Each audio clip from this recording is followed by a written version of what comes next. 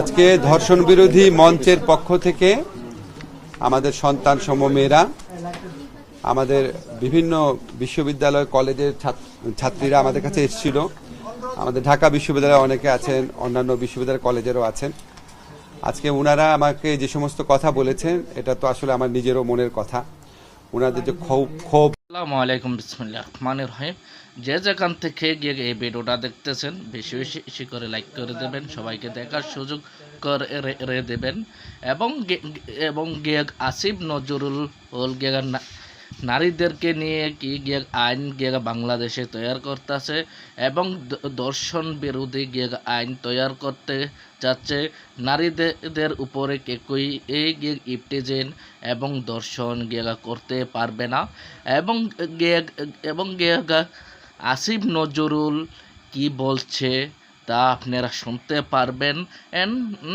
আসিফ নজরুলকে বলতে চায়, এই মুখের কথা যেন বরাবর থাকে এবং মুখের কথা 19 থেকে 20 হলে গেলে আসিফ নজরুল তোমাকে কিন্তু জনগণ পাচার চামড়া পিটে নামাইয়া ফেলবে।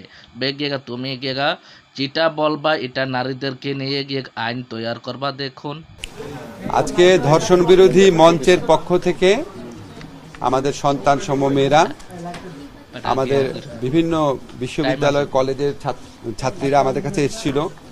আমাদের ঢাকা বিশ্ববিদ্যালয়ে অনেকে আছেন, অন্যান্য বিশ্ববিদ্যালয় কলেজেরও আছেন। আজকে ওনারা আমাকে যে সমস্ত কথা বলেছেন, এটা তো আসলে আমার নিজেরও মনের কথা। ওনাদের যে ক্ষোভ, দুঃখ, কষ্ট, তারপরে যে প্রত্যাশা সরকারের কাছে, সেটা তুলে ধরেছেন। এবং আমি তো অবশ্যই মনে করি প্রতিটা দাবি অত্যন্ত যৌক্তিক। এবং ওর মধ্যে কিছু দাবি ছিল। একটা, ওনারা বলেছেন যে মাগুরায় যে ঘটনাটা ঘটেছে, জঘন্য ঘটনা ঘটেছে, সেটা যেন সর্বোচ্চ দ্রুততার সাথে বিচার নিশ্চিত করা হয়। আমরা ওনাদেরকে আশ্বস্ত করেছি। আমি আপনাদের জানাতে চাই, পুলিশ অলরেডি ওই আসামি যারা আছে মাগুরার ঘটনায়, তাদের অলরেডি ডিএনএ স্যাম্পল কালেক্ট করেছে গতকাল। সেটা আমি ওনাদেরকে জানিয়েছি। এবং এটা বিচার কার্য কোনো রকম কাল বিলম্ব না করে দ্রুত এবং ন্যায় বিচার যেন করা হয়, সেই লক্ষ্যে আমাদের একটা বিশেষ নজরদারি থাকবে, এটা ওনাদের বলেছি। ওনারা বলেছেন ধর্ষণ বিরোধী সব মামলার ক্ষেত্রে যেন এরকম পদক্ষেপ নেওয়া হয়। আমরা বলেছি সাধ্যমতো চেষ্টা করব। ওনারা বলেছেন, একটা বিশেষ দাবি করেছেন, শুধু ধর্ষণের মামলার বিচারের জন্য একটা স্পেশাল কোর্টের কথা বলেছেন। তো ধর্ষণের মামলার বিচার এখন হয় নারী এবং শিশু নির্যাতন দমন আদালতে, কিন্তু সেখানে ধর্ষণের মামলা ছাড়াও আরও অনেক অপরাধের বিচার হয়, যে জন্য ওইখানে একটা আপনার ব্যাকলগ হয়ে থাকে, মামলা পরিচালনার ক্ষেত্রে বিলম্ব হয়। আমি ওনাদের কথা সহৃদয়তা শুনেছি, যৌক্তিকতা আছে স্বীকার করেছি। এবং এই লক্ষ্যে আমাদের যা করণীয় আছে, আমার তো একা সিদ্ধান্তে হবে না, উপদেষ্টা পরিষদে আলোচনায় বিষয়টি তুলব এবং যথাসাধ্য চেষ্টা করব যে এই ব্যাপারটা এক্সপ্লোর করে এটা করা যায় কিনা, করা গেলে যত দ্রুত সম্ভব করার ক্ষেত্রে। ওনারা একটা জিনিস বলেছেন যে বিভিন্ন শিক্ষা প্রতিষ্ঠানে যে আপনার নারীর প্রতি সহিংসতা, হয়রানি, এই সমস্ত ক্ষেত্রে একটা আলাদা স্পেশাল সেল করা। আমি ওনাদের বলেছি এই সংক্রান্ত হাইকোর্টের একটা আইন আছে অলরেডি, হাইকোর্টের একটা রায় আছে।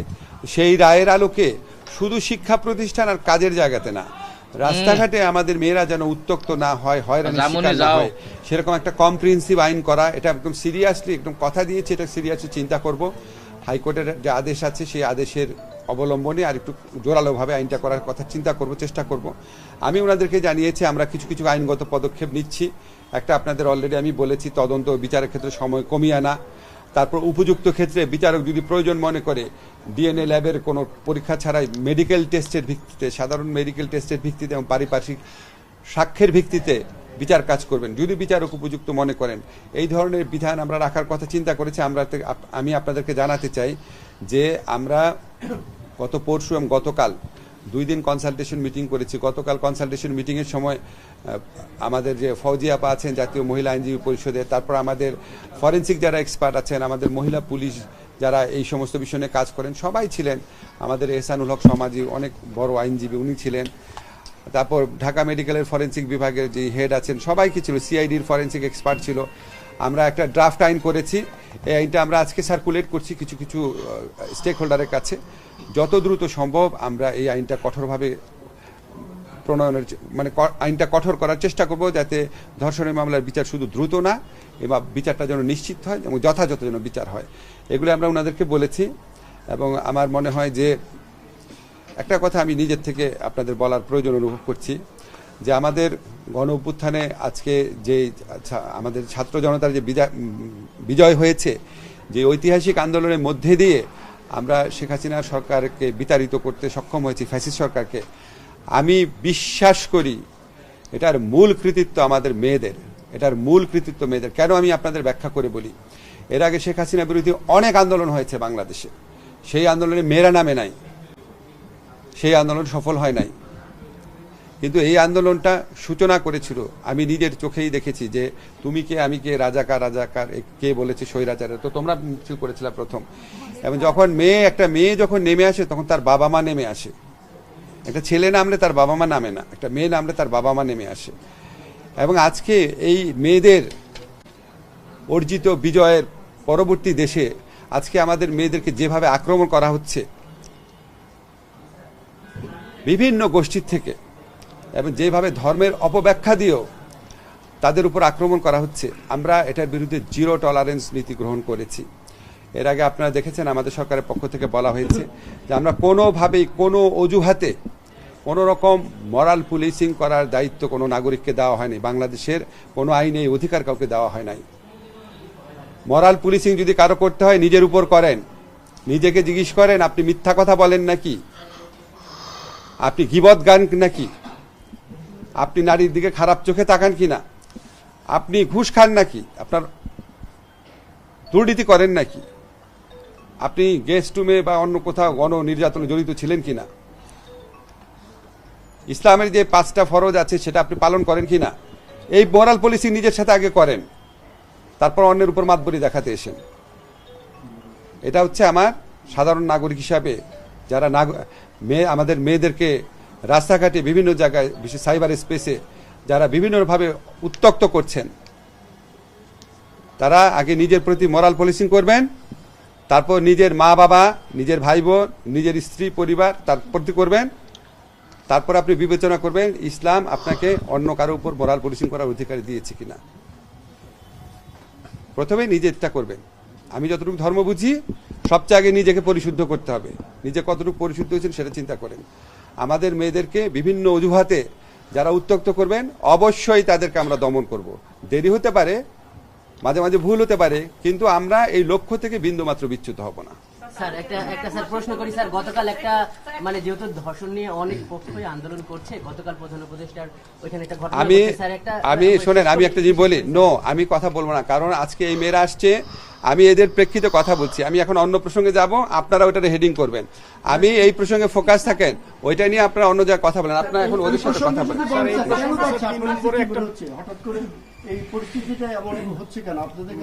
আমি এটা নিয়ে আর কোনো কথা বলছি না ভাই, আমি তো সমাজ বিজ্ঞানী না, কেন ধর্ষণ বাড়ছে এটা তো আমি এখন বলতে পারবো না।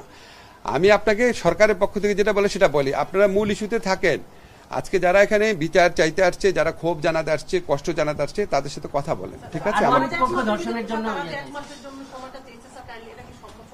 কিসের 1 মাস? শোনেন, মানুষের ক্ষোভ থেকে, কষ্ট থেকে অনেক রকম দাবি জানাবে। ওনাদের দাবি জানানোর কারণটা কি? ওনারা চায় সরকার যেন সর্বোচ্চ গুরুত্ব দিয়ে জিনিসটা মনিটর করে। আসল চাও তো এটাই। এখন ধরুন ওরা যদি দেখে 1 মাসের জায়গায় 40 দিনে বিচার হয়েছে, এটার জন্য কি ওনারা ক্ষুব্ধ হবেন না? কিন্তু ওনারা যদি দেখেন আমাদের গাফলতি হচ্ছে, 1 মাসের জায়গায় 1 বছর হচ্ছে, তখন ওনারা ক্ষুব্ধ হবেন। তা আমরা তো মেসেজটা পেয়েছি যে আমরা কোনো রকম মানে অযথা কালক্ষেপণ বিন্দু মাত্র যেন না হয়, সেটা আমরা একদম কথা দিচ্ছি এখানে।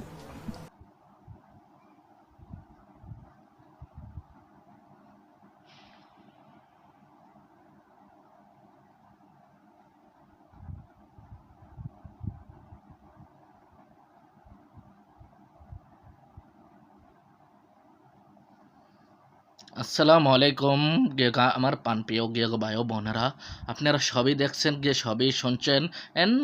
আসিফ নজরুল স্যার কি বলল, এবং বাংলাদেশে নারীদেরকে নিয়ে নারীদের জন্য একটি সুখবর নিয়ে আসলো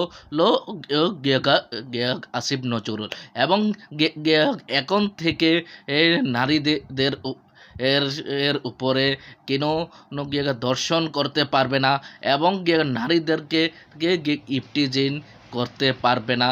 নারীদের উপরে সুযোগ সুবিধা দেওয়া হচ্ছে। নারীরা আর উপরে কেউই যদি জুলুম অত্যাচার করে তাদেরকে আইনের আওতায় এনে